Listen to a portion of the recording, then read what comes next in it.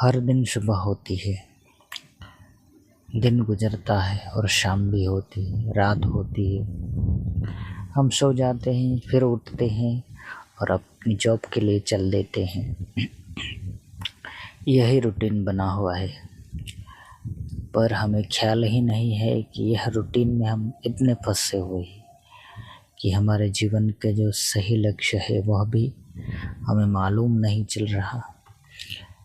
बस यही जीवन है, यह सोचकर हर दिन हम दफ्तर जाते हैं, काम करते हैं, शाम को आके खाते हैं, सो जाते हैं, फिर उठते हैं, फिर हमारी ड्यूटी के लिए चले जाते हैं।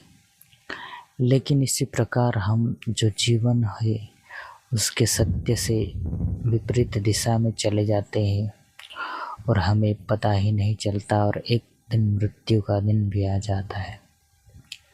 हमारी सही दिशा कौन सी है, सही चीज़ कौन सी है, उसको जानने के लिए हमें करना क्या चाहिए यह भी हमें पता नहीं पड़ता, और हम यूँ ही इंटरनेट में या मोबाइल में फंसे रहकर बस दिन गुजारते रहते हैं।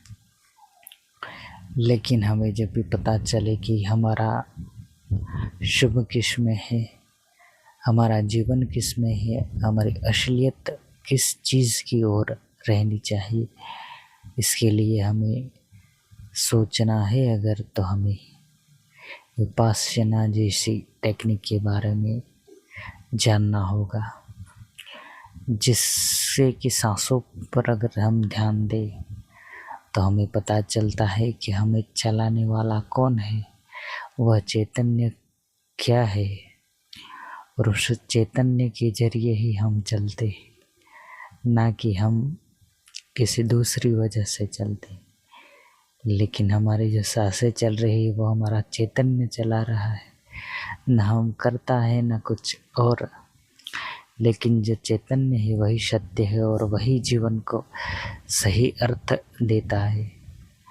विपश्यना का प्रयोग कीजिए, सांसों पे ध्यान दीजिए, अपने विचारों पे ध्यान दीजिए और अपनी दिनचर्या पर ध्यान देते हुए नाहक के विचारों में उलझने से बजाय सत्य की खोज की तरफ चलिए और धर्म के मार्ग पे चलिए। यही हमें जीवन के नई सत्य को और अपने उद्देश्य की पहचान देगा। Thank you.